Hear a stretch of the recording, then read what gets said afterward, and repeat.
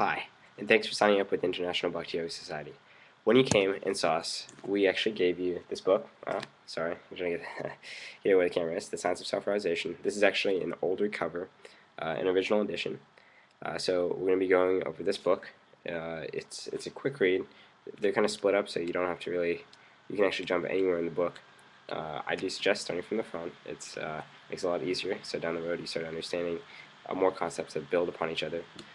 If you don't get time to read it, just try to skim through it. We're offering a course on it, so you can just look through it, etc. But first, every time I get a book, I always open the book to the pictures. I don't know about you, but as they say, pictures are worth 1,000 words.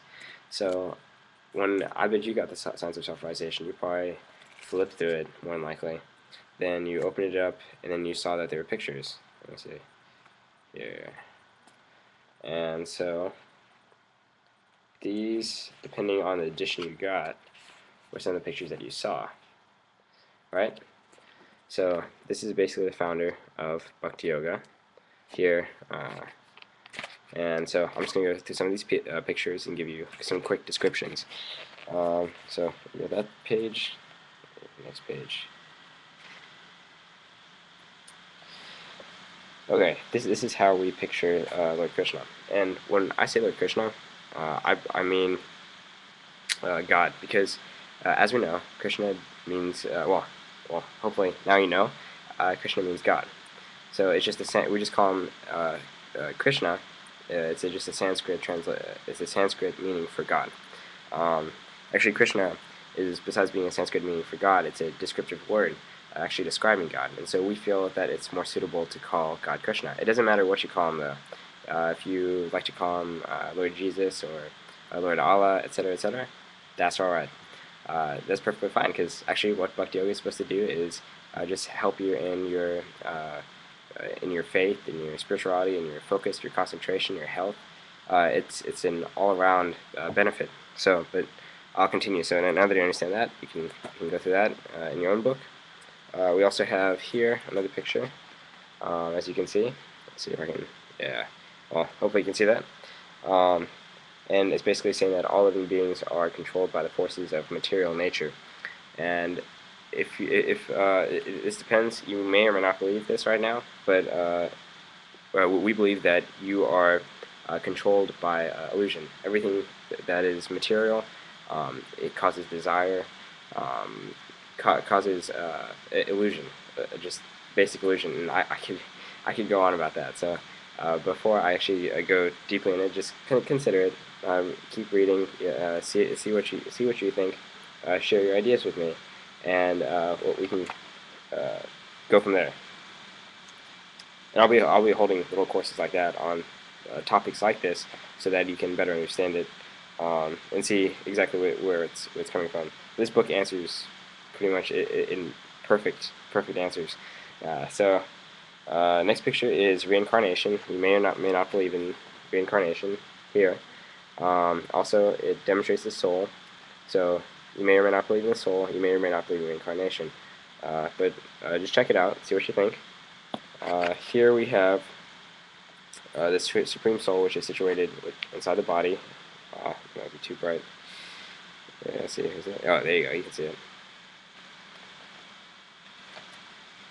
We also have Sri Chaitanya Mahaprabhu, which is basically, as we like to look at it, God comes down in many different forms. So that means he could come down as Krishna, as Allah, as Jesus, etc., etc. And so he came down in this form in India to actually just revive God consciousness. That's exactly what, when we say Krishna consciousness, we actually mean God consciousness.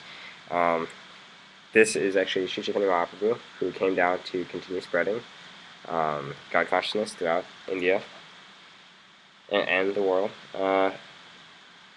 Again, you can kind of see that basically the real yogi sees in meditation the transcendental form of the Lord. So you can see the Lord through meditation.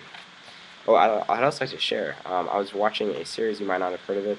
It's called Brain Games.